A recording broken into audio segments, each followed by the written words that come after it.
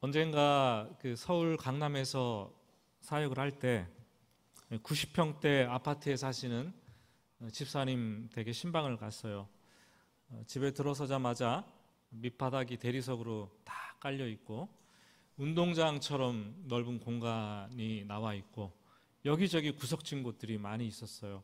화장실을 찾는데 길을 잃어버릴 것만 같은 두려움이 있더라고요. 여러분, 이런 집에서 살면 행복할까요?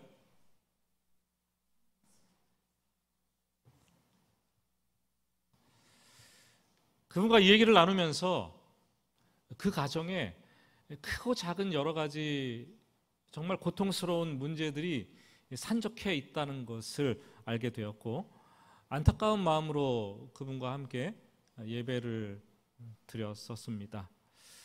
그분은 정말 더할 나위 없이 좋은 집에 살고 있었지만 그 가정은 걱정과 염려로 가득 채워져 있었어요. 우리는 현대 사회를 가정의 위기라고 말하지 집의 위기라고 말하지는 않습니다.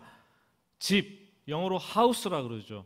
집은 눈에 보이는 물리적인 건축물들을 가리키고 가정은 홈이라고 얘기하는데, 눈에 보이지 않는 집 이상의 집, 가족 구성원들의 이 애정과 사랑과 가치와 규범과 정서 그리고 영성이 담겨있는 공간을 가정이라고 합니다.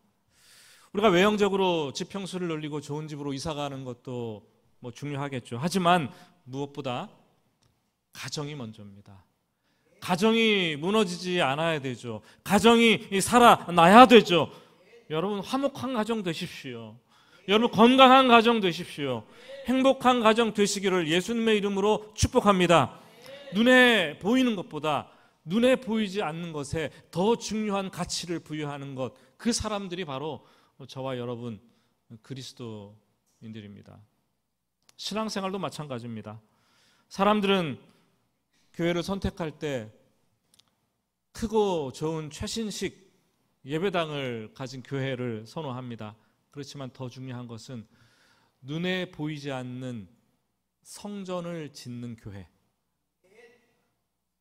성도들이 함께 모일 때마다 영과 진리 안에서 마음을 다해서 하나님께 예배를 드리는 그런 교회. 성도들이 다 다르지만 성령 안에서 하나 되어서 사랑으로 교제하는 그런 교회. 복음을 희석시키지 않고 복음의 빛을 드러내고 구원의 감격이 들끓는 그런 교회.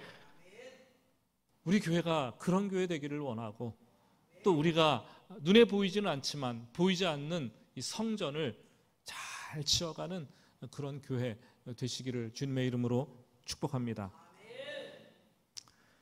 오늘 시편 30편 말씀을 맥추감사주일, 맥주가 아닙니다. 맥추입니다. 예? 가을에 보리를 거두고 하나님께 감사하는 거죠. 맥추감사주일 보내면서 시편 30편 말씀을 우리가 보았는데, 이 30편은 다윗의 시예요.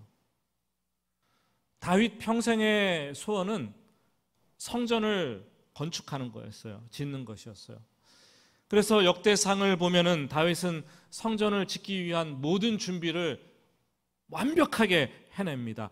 금과 은을 준비하고 녹과 철을 준비하고 나무와 돌을 준비하고 장인과 목수와 석수를 준비하고 심지어 이 성전 설계도까지 다 제작을 해두었습니다. 그리고 심지어 성전에서 사용할 그릇의 무게까지도 정해놓고 성전 기구들의 모양까지, 기구까지, 그 무게까지 완전히 다 정리를 해두었습니다. 안 됐어요. 왜요? 준비는 해놓는데 성전을 짓지 못했어요. 참 안타깝죠. 그의 아들 솔로몬이 대신 성전을 지었습니다. 나중에 솔로몬은 전도서에서 그런 얘기를, 깨달음을 가지고 그런 얘기를 해요.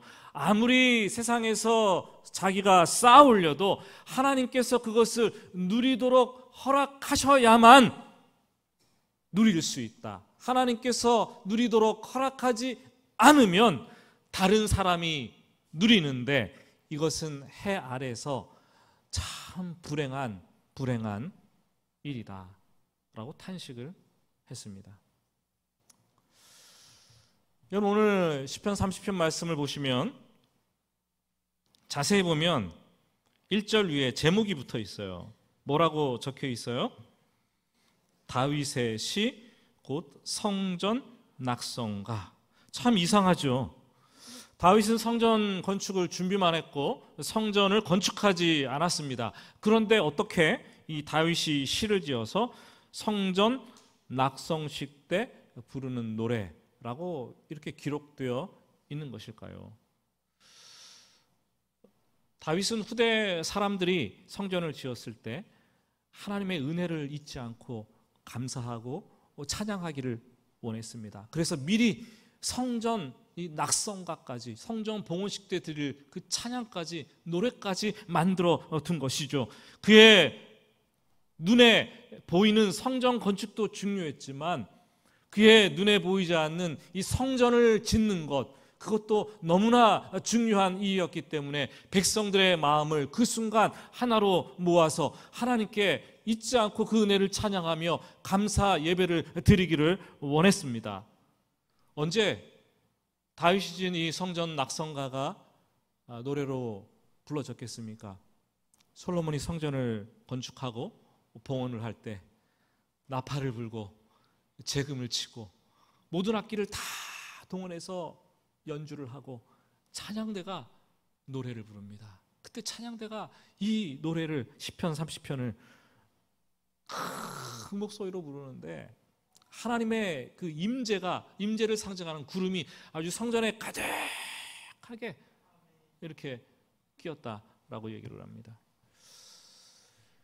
그리고 BC 516년도 바벨론 포로에서 70년간의 생활을 마치고 고국으로 돌아왔는데 정말 어렵게 스룹바벨 성전을 다시 재건했어요.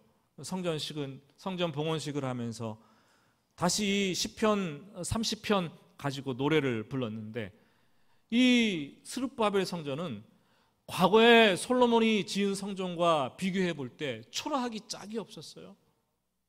수많은 성도들은 통곡하고 울면서 솔로몬 성전을 생각하면서 시편 30편을 노래로 불렀습니다. 그리고 또 언제 이 노래를 불렀을까요? 안티오쿠스 4세가, 에피파네스라고도 얘기하죠. 4세가 예루살렘 성을 침략해서 그 예루살렘 성전에 이 제우스 신상을 세웁니다. 놀랄 노자죠. 그리고 돼지를 잡아서 제단에 올려서 제우스 신에게 제사를 드리고 성전으로 향하는 그 모든 길에 유태인 10만 명을 잡아서 십자가의 산채로 거꾸로 매달아 죽이는 더러운 일들을 했습니다. 3년 후에 BC 164년 마카비가 출현해서 성전을 탈환하고 다시 성전을 깨끗하게 하고 봉헌식을 했습니다. 그 절기를 성경에서 수전절이라고 해요. 이때도 시편 30편을 감격해서 찬양으로 하나님께 올려드리지 않았겠습니까? 여러분, 성전이 무너지고 돼지우리가 되어서 완전히 더럽혔는데 이것을 다시 재건하고 봉헌하면서 하나님께 감사, 예배, 찬송을 부르는데 그 얼마나 여러분 그 순간에 감동적이 되겠습니까? 여러분, 여러분들도 올해 해오름께 8년 차를 지나가고 있는데 첫 해에 이 성전에, 이 교회에 들어와서 하나님께 예배드릴 때, 아니 예배드리는 것은 고사하고 대청소를 하고 이곳에 앉아서 기도하고 찬양 부를 때 그 소수의 무리였지만 그때 그 감격 비할 때가 있겠습니까, 여러분? 포로로 끌려가서 70년 동안 제대로 된 예배 한 번을 올려드리지 못했는데 고국으로 1300km의 이 이영말 얘기를 뚫고 돌아와서 성전을 낙성하고 하나님께 감사 찬송을 드리는데 그 감격, 그 감동을 어디에다가 여러분 비할 수가 있겠습니까? 이 시편 30편 말씀은 절망을 희망으로 바꾸어 주었을 때 하나님을 노래하는 감사 시편입니다. 2절과 3절 말씀을 한번 보실까요? 2절과 3절 말씀을 한번 같이 읽어보겠습니다. 여호와 내 하나님이여, 내가 주께 부르짖음에 나를 고치셨나이다. 여호와여, 주께서 내 영혼을 스올에서 끌어내어 나를 살리사 무덤으로 내려가지 아니하게 하셨나이다. 인생을 살면서 정말 내가 전혀 원하지 않았는데 인생의 밑바닥으로 떨어져 버릴 때가 있습니다. 인생을 잘 달리다가 어떤 사람은 사업에 실패해서 큰 빚을 지고 빚더미 파산에 깔릴 때가 있어요. 어떤 사람은 정말 건강했는데 갑자기 무서운 질병, 암에 걸려서 하던 사업을 또 내려놓고 또 학교 그만 다니고 직장도 그만두고 장기 입원을 하면서 죽을 것을 염려하시는 분도 계십니다. 어떤 사람은 욱하는 잠깐의 실수 때문에 사고가 나서 감옥에 들어가는 참 그런 안타까운 일도 있습니다. 사람들은 이것을 중도하차라고 얘기합니다. 중도하차. 열심히 살았는데도 불구하고 삶이 그냥 나를 배신하는 거예요. 배신할 때가 있어요. 절망의 늪에 빠지게 되고 주위를 둘러봐도 아무런 희망의 끈을 붙잡을 수 있는 곳은 아무 데도 없습니다. 그래서 그때 많은 사람들은 희망을 내려놓습니다. 절망이 뭡니까? 절망이 희망을 내려놓는 거 아니겠어요? 절망의 상태로 들어가는 거예요. 그래서 실존주의 철학자 키엘케골은 절망을 가리켜서 죽음에 이르는 병, 야, 절망은 진짜 죽음과 가깝다 라는 이런 표현을 썼습니다. 오늘 말씀에 다윗은 무슨 질병에 걸렸는지는 모르지만 정말 중병, 죽을 것 같은 중병에 걸려서 고통하고 신음하며 절망했습니다. 그래서 부르짖었죠. 나를 고쳐 주소서. 근데 하나님께서 고쳐 주셨다는 거예요. 그 부르짖을 때 죽음 직전, 임종, 죽음의 문턱까지 내려갔습니다. 그 상황이 어떠했냐 하면 3절은 스올이라고 표현합니다. 내 영혼을 스올에서 끌어내사. 스올까지 이미 내려갔어요. 여러분, 스올은 히브리어로 죽은 자들이 가는 곳, 땅 속을 가리킵니다. 땅 속. 무덤을 가리키는 거죠. 고대 사람들은 스올에 들어가면 아무 희망도 없고 가장 절망적인 상태라고 얘기를 했습니다. 가끔 병원에 가면은 세상에 아픈 사람들이 왜 이렇게 많이 있나 이런 생각을 하지 않습니까, 여러분? 정말 세상 모든 사람들이 하나같이 다 아픈 것 같아요. 대형 병원들이 자주 이곳저곳 곳곳에 세워지는데 항상 하는 말은 병실이 부족하다는 거예요. 입원하려고 그래도 빨리 태어나라고 그러고 입원하려고 그러면 기다리라고 그러고 또 알지 못하는 신생병들이 얼마나 많이 새롭게 생겨나는지 병이 의학을 앞선다는 말이 괜히 여러분 있는 말이 아닌 것 같습니다.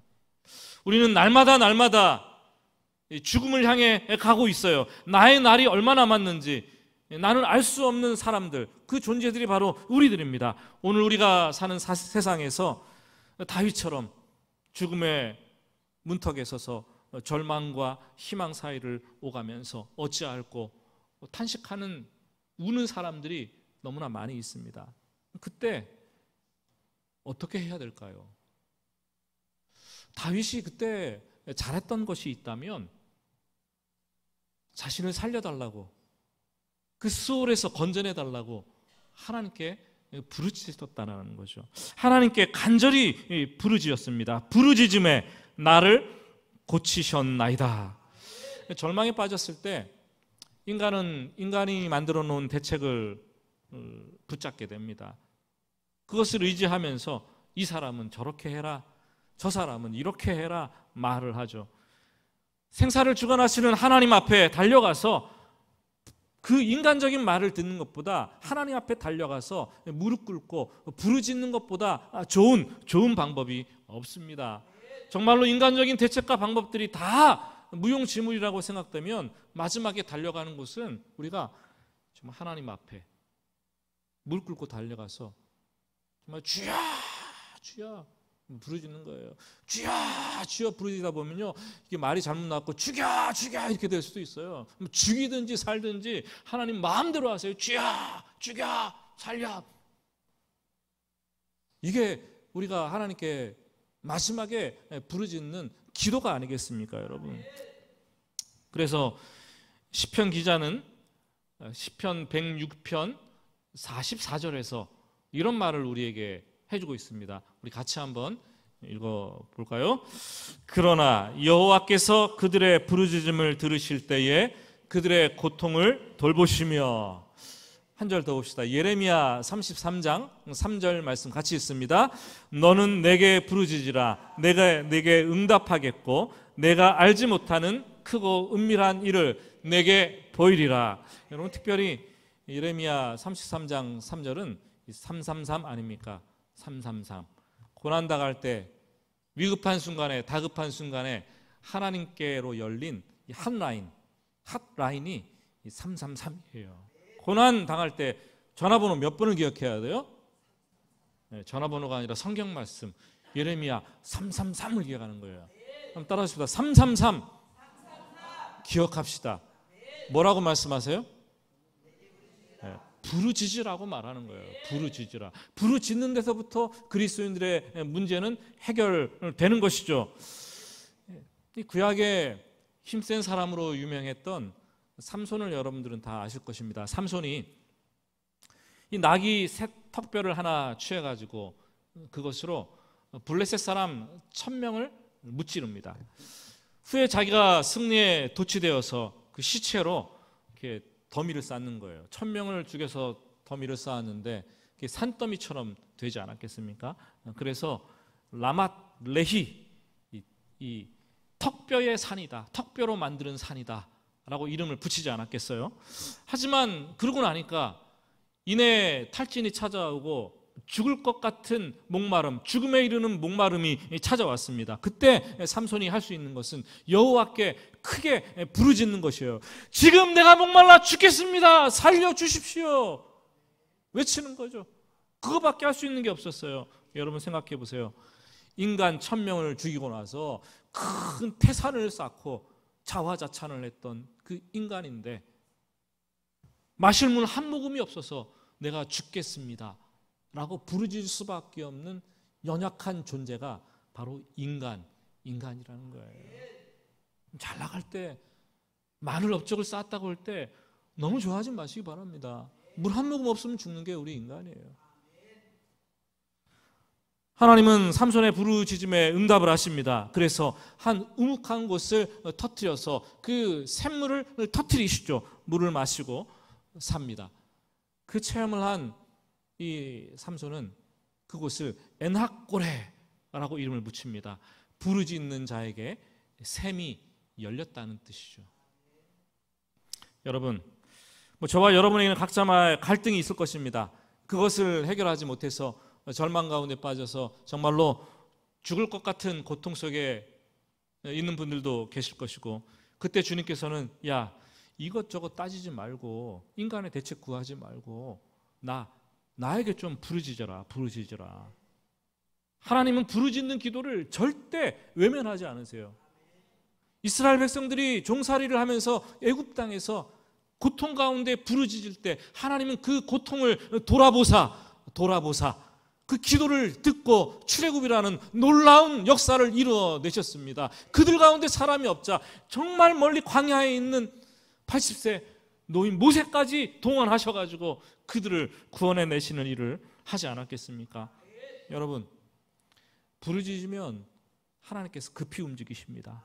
부르짖으면 하나님께서 하늘의 문을 여십니다. 부르짖는 기도는 하늘의 문을 여는 기도가 되는 거죠. 부르짖는 기도는 아주 강렬하고 아주 뜨거운 열정적인 기도입니다. 부르짖는 기도는 우리의 전심을 다하게 되어 있어요. 우리의 생명을 걸고 하는 기도가 되지 않겠습니까? 부르짖어야 할 때 부르짖지 않는 사람은 굉장히 교만한 사람이에요. 물에 빠져 죽어가는데 여보게 나를 살려주든지 마시든지 이렇게 하는 사람이 어디 있겠어요, 여러분?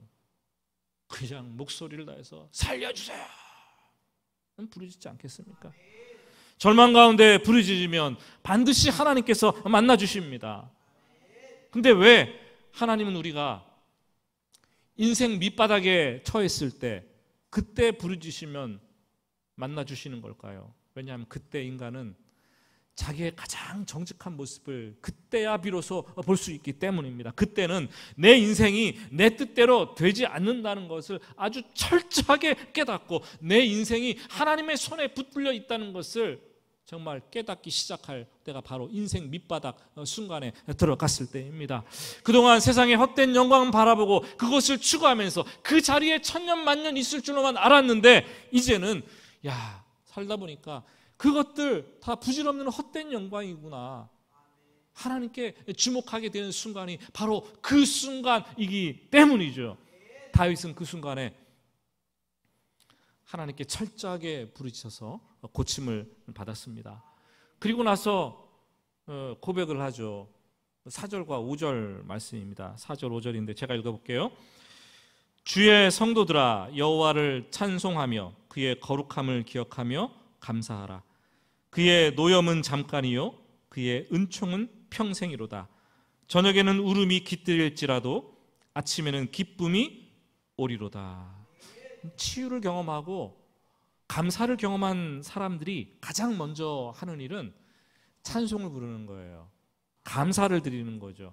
어떻게 보면 오늘도 감사 주일인데 이 감사와 찬양이 전혀 별개의 것이 아니고 따로 가는 것이 아닙니다. 감사하는 사람은 찬양하게 되어 있어요. 그렇죠? 나에게 하나님께서 하신 일들이 너무 간사해서 이것을 말로 표현하면 그것에다가 곡조만 붙인다면 그것이 감사, 찬양이 되는 것이 아니겠습니까? 다윗이 지나간 시간을 쫙 돌아보니까 그 죽을 것 같았던 시올까지 내려가려는 고통의 순간이 너무나 그때는 길다고 느껴졌는데 지나고 나니까 그냥 순식간에 지나갔어요. 그래서 다윗은 얘기를 하는 거죠. 그의 노염은 잠깐이요 그의 은총은 평생이로다. 여러분, 하나님은 우리에게 불필요한 고통을 너무 오래 우리가 가지고 있도록 그것을 두시는 분이 아니세요. 하나님은 우리가 그 순간에 밑바닥까지 내려갔을 때 깨닫기만 하면 정말 하나님께서 보시기에 우리가 충분히 연단되었다라고 판단되기만 하면 우리를 빨리 고통 가운데 끌어올리시고 기쁨을 회복해 하시는 분이십니다. 어제 저녁에 그 울음이 왔는데 오늘 아침에 기쁨을 주시는 분이 바로 여호와 하나님이십니다. 그런 분을 신뢰하시기를 바랍니다. 여기까지 설교하고 내려가면 참 좋은데 6절부터 대반전이 일어나는 거예요. 시편을 보다가 저도 참 대반전이다. 병고침을 받고 다윗은 안락한 생활을 합니다. 형통이 찾아왔습니다. 그래서 자기 인생에 대해서 막 자신만만하는 거죠. 6절 말씀을 보시면 형통할 때 말하기를 영원히 흔들리지 아니하리라. 이제 내가 이 상태에서 끝까지 죽을 때까지 가겠다라는 거예요. 내 앞에 거칠 것이 하나도 없을 것이다 선포를 합니다. 7절 여호와여 주의 은혜로 나를 산같이 굳게 세우셨더니 주의 얼굴을 가리심에 내가 근심하였나이다. 굉장히 좋은 신학 고백 같지만 누가복음에 나오는 부자처럼 여러 해 쓸 물건들을 잔뜩 쌓아두고 바라보면서 하는 고백이에요. 스스로 만족하면서 산같이 굳게 세우셨다. 만족함을 누리는 거예요. 자만을 하는 거죠. 이 산은 성경에서 번영하고 출세하고 돈벌이가 잘 되고 모든 것이 슬슬 잘 풀려나가는 이 형통의 최고점, 지니스, 정말 최고봉에 있을 때 그때를 가리키는 게 바로 산 정상 아닙니까? 인생의 가장 정점에 오른 상태를 얘기를 하는 거예요. 그것을 즐기고 기뻐하고 있습니다.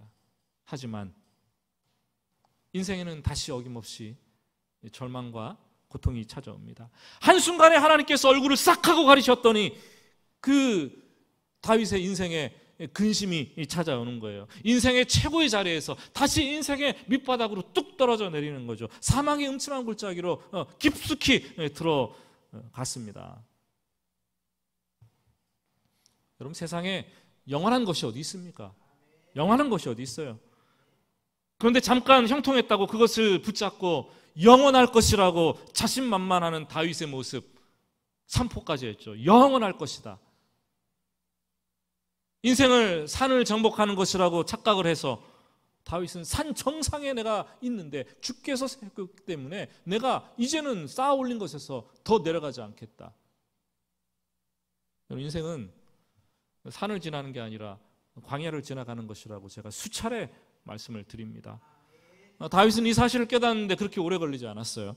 하나님의 얼굴을 가리자 모든 형통들과 모든 최고점을 찍었던 정상에 있었던 그 자신의 상태가 다 물거품이 되어버립니다.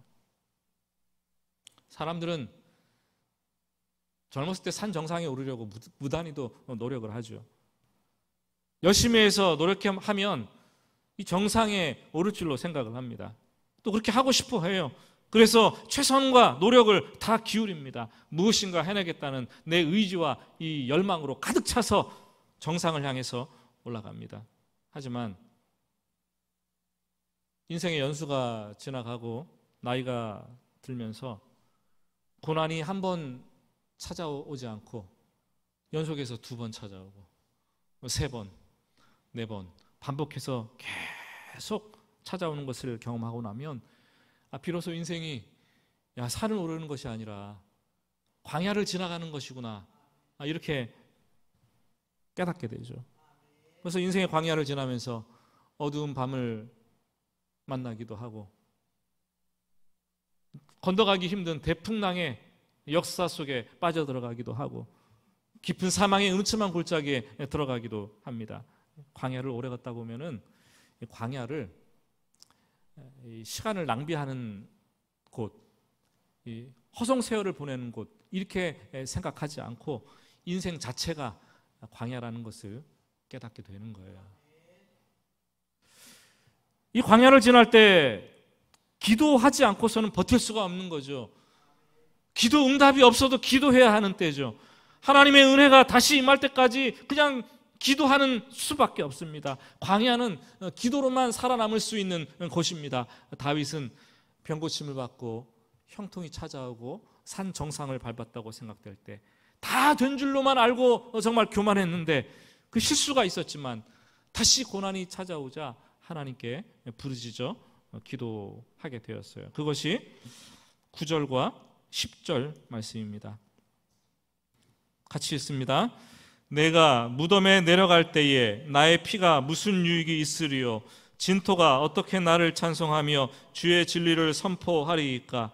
여호와여 들으시고 내게 은혜를 베푸소서. 여호와여 나를 돕는 자가 되소서 하였나이다. 여러분 쉬운 말로 바꿔보시면요, 제가 살아야지 하나님을 찬송이라도 하지 않겠습니까? 제가 이렇게 밑바닥까지 내려와서 다 끝내버리고 죽으면 하나님께 무슨 유익이 있는데요? 저를 살려주셔야지 하나님 찬송하지 않겠어요? 영광 돌리지 않겠습니까? 이게 어떻게 보면 처절한 기도인데 어떻게 보면은 하나님을 협박하는 거예요. 그렇잖아요, 그렇죠? 하나님 제가 살아야지 목사도 하지 않겠습니까? 저 살려주세요. 제가 살아야지 교회 봉사도 하고 뭐 하지 않겠습니까? 네? 뻔뻔한 기도죠. 이런 기도 들으십니까, 여러분? 얼마나 뻔뻔한 기도인지 몰라요.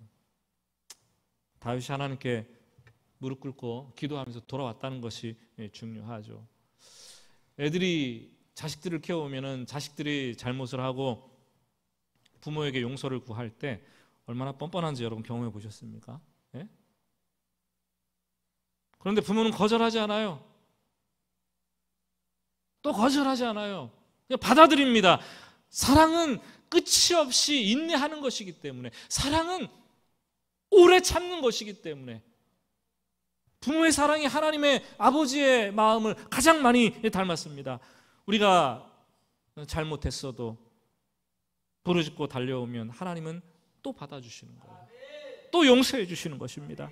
인간들은 기껏해야 내가 너를 내가 널 용서해. 근데 한 번, 두 번, 3, 4번까지는 내가 용서해. 그리고 그 다음부터는 그냥 인정사정 없이 뒤돌아섭니다. 그런데 하나님의 사랑은 끝이 없어요. 여러분이 저가 실수를 해도, 우리가 인생 밑바닥에 교만해서 떨어져서 어떤 잘못을 계속 반복할지라도, 그래서 우리가 이제는 이렇게 많이 내가 실수하고 이렇게 많이 잘못했는데 하나님이 나를 받으실까? 이젠 다 끝났다, 끝이다, 이렇게 절망 가운데 있을지라도 우리가 하나님께 돌아와서 부르짖기만 하면 하나님은 우리를 받아들이시고 우리를 다시 끌어올리시는 분이십니다. 여러분, 절망 가운데 있을 때 하나님께 부르짖으십시오. 여러분, 멀리 갔다고 생각될 때 돌아오십시오. 그때가 가장 빠른 때입니다. 돌아오기만 하면 하나님은 우리의 슬픔을 춤이 되게 하실 것이고, 다 죽었다고 우리는 미리 배옷까지 다 머리부터 발끝까지 입었는데 하나님께서 우리를 기쁨으로 띠를 띄우고 다시 일어나게 하시는 분이 바로 여호와 하나님이십니다. 하나님을 부르짖고 기도한다면 인생 대역전극을 만들어내시는 분이 하나님이시고, 하나님은 역전의 명수가 되시는 분이에요. 밑바닥에 있다고 그냥 끝났다고 생각하지 마세요, 여러분. 예? 어떤 사람은 그냥 뭐 사업에 실패하고 뭐가 일이 있으면 그냥 교회도 안 나와버리고 다 끝났는데 창피해서 어딜 가나, 내 인생 여기까지인데, 인생을 그렇게 마무리하려는 사람이 있어요. 그것만큼 어리석은 사람이 없어요, 여러분. 예? 하나님은 우리가 그때 부르짖고 기도하면 강렬하게 만나주시고 우리를 다시 끌어올리십니다. 끌어올리시는 분이세요. 궁금한 것이, 하나님께서 우리를 그렇게 고치시고 넘어졌는데 또다시 살리시는 그 까닭이 무엇일까요? 하나님께서 우리의 찬양을 받고 싶어 하시기 때문에, 하나님께서 우리의 감사를 듣고 싶어 하시기 때문에, 하나님께서 우리가 영광 돌리는 그 영광의 예배를 받으시기를 원하시기 때문에. 그래서 12절에 다윗은 이렇게 고백합니다. 이는 잠잠하지 아니하고 내 영광으로 주를 찬송하게 하심이니 여호와 나의 하나님이여 내가 주께 영원히 감사하리로다. 여러분, 하나님은 우리가 찬양하지 않아도, 우리가 감사하지 않아도 이미 홀로 높은 곳에 계셔서 영광을 다 받으시는 분이에요. 우리 찬양과 감사 필요 없어요. 그런데 하나님은 우리를 너무나 사랑하시기 때문에, 우리와 가까이 계시기를 원하시기 때문에 하나님의 자녀된 저와 여러분들을 통해서 합당한 영광과 감사와 찬양을 받으시기를 원하시기 때문에 우리를 끌어올리신다는 거예요. 오늘 벌써 반년이 지나갔더라고요. 뭔가 좀 해보려고 그랬는데 6개월이 훌떡 지나갔어요. 그렇잖아요. 6개월이 지나가고 7월 첫째 주를 맞이했는데, 맥주 감사주일로 지키는데, 보리를 수확하고 감사하는 유태인들의 초실절 절기에서 나왔고, 신약으로 오면 이게 성령 강림절, 77절 다음에 77에 49 아닙니까? 그 다음 날이 50일 아니에요. 오순절 날에 성령이 강림하셨잖아요. 그래서 신약에는 오순절 성령 강림한 날로 지키는 거예요. 우리 한국에서도 벼농사를 짓고 보리농사를 짓습니다. 거기서부터 이모작을 하는데 비롯된 감사절기가 바로 1년의 반, 오늘입니다. 1년의 절반을 살아오면서 내가 바랬던 것과 다르게 정말 절망 중에 있는 분들도 계실 것입니다. 어떤 분들은 절망에 빠졌는데 그동안 하나님께 부르짖었더니 하나님께서 이 절망을 희망으로 바꾸어 주신 분들도 계실 것입니다. 어떤 분들은 이 희망을 경험해서 정말 산 정상에 있는 것처럼 형통하리라고 생각되다가 하나님께서 얼굴을 가리셔서 또다시 밑바닥으로 들어간 분도 계실지도 모르겠어요. 하지만 지금까지 우리가 어떤 인생을 살아왔던, 과거에 어떤 실패를 경험하고 어떤 수치를 경험했던, 어떤 시련과 고통을 당했던 우리가 고백해야 될 것은, 하나님께서 나를 여기까지 이르게 하셨어. 이 자리까지 이르게 하셨어. 그리고 그 하나님을 향해서 이 감사와 찬양과 존귀와 영광을 올려드릴 수만 있다면 그 사람은 절대 실패한 인생이 아니에요. 하나님께서 다시 금방 일으켜 세우실 것입니다. 지난 6개월의 시간을 돌아보면서 하나님 여기까지 인도하셨습니다. 감사합니다. 찬양을 드립니다. 그리고 오늘 다윗이 하나님께 기도했던 것처럼 여호와여 내게 은혜를 베푸소서, 나를 도우소서, 이런 기도를 드릴 수 있는 여러분 되시기를 주님의 이름으로 축복합니다. 우리 같이 주신 말씀 생각하면서 찬송 부르겠습니다.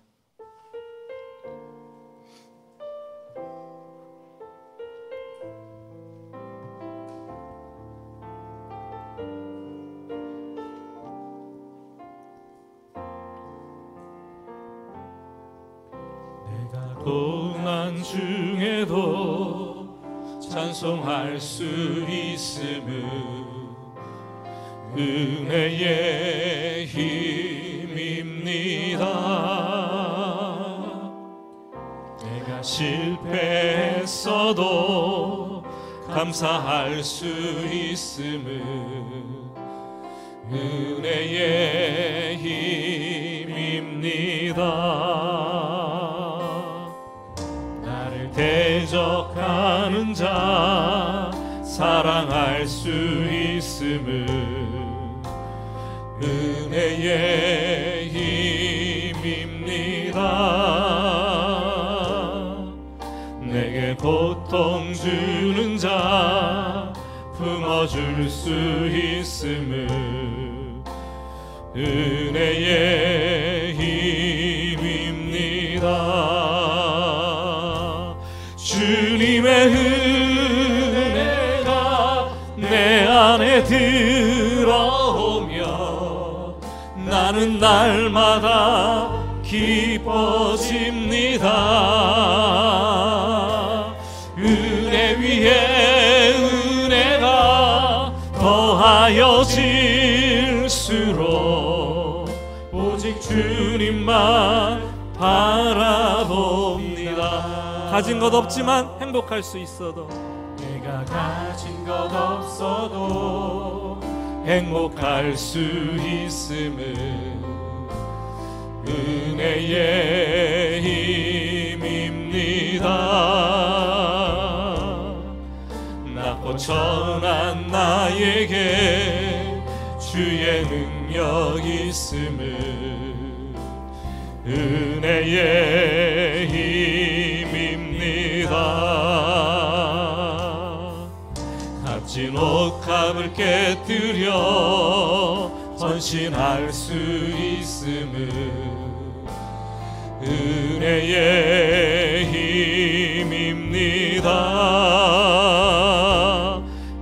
나의 생명 다하여 사명 감당한 것도 은혜의 힘입니다. 우리 주님의 은혜가 내 안에 들어오면, 주님의 은혜가 내 안에 들어오면 모든 염려가 사라집니다.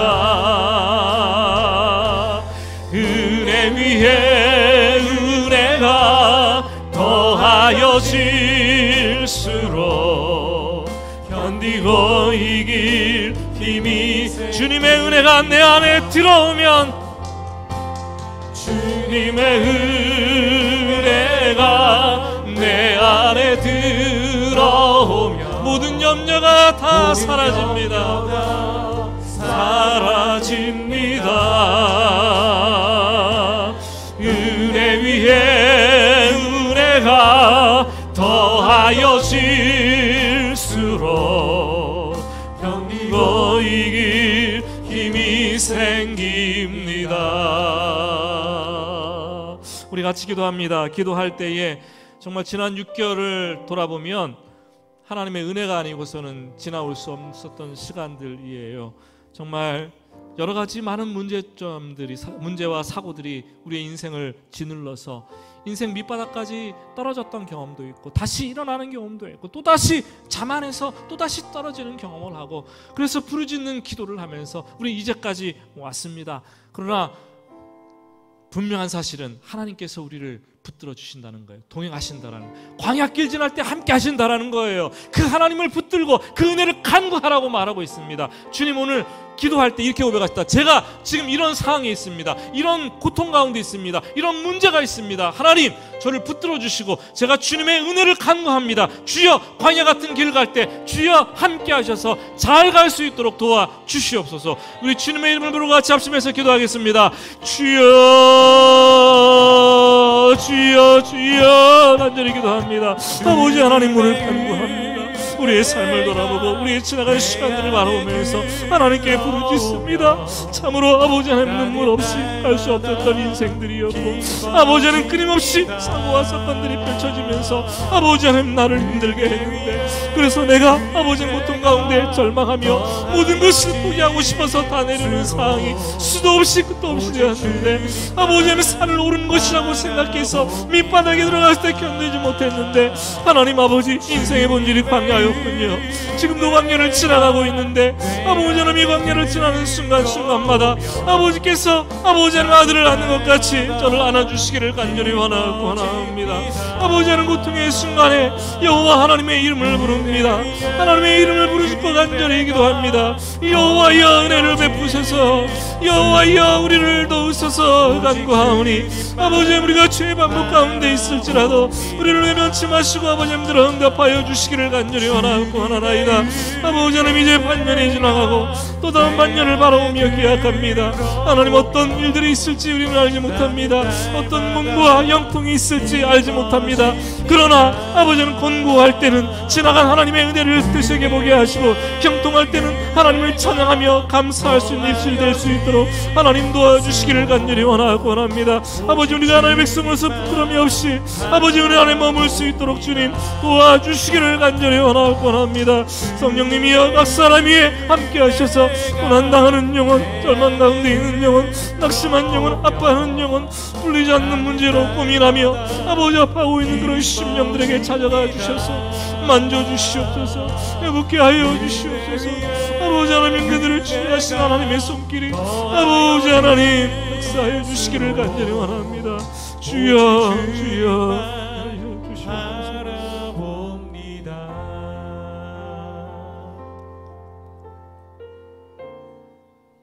하나님, 인생을 되돌아보니까 눈물 없이 올 수 없었던 시간들이었습니다. 산을 오르듯 정상을 차지하기 위해서 부지런히 달려갔는데 그게 아니라 광야였다는 사실을 알게 되었습니다. 광야를 지나고 나서 잠시 형통한다고 교만할 이유가 없는 것은 또 광야요 연속되는 광야의 인생이라는 것을 알기 때문에 그때에도 우리는 하나님의 은혜를 구하며 하나님께 감사와 찬송과 영광을 돌릴 것입니다. 하나님 아버지, 이 자리에 예배하는 각각의 개인 성도님들을 개인적으로 하나님 만나 주셔서 어떠한 상황, 형편, 환경에 처했든지 고치시는 하나님, 세우시는 하나님, 도우시는 하나님, 은혜 베푸시는 하나님을 붙들고 담대하게 나가게 하여 주시옵소서. 남은 6개월도 믿음대로 은혜 가운데 사는 복락을 허락하여 주시옵소서. 살아계신 예수님의 이름으로 기도드립니다. 아멘.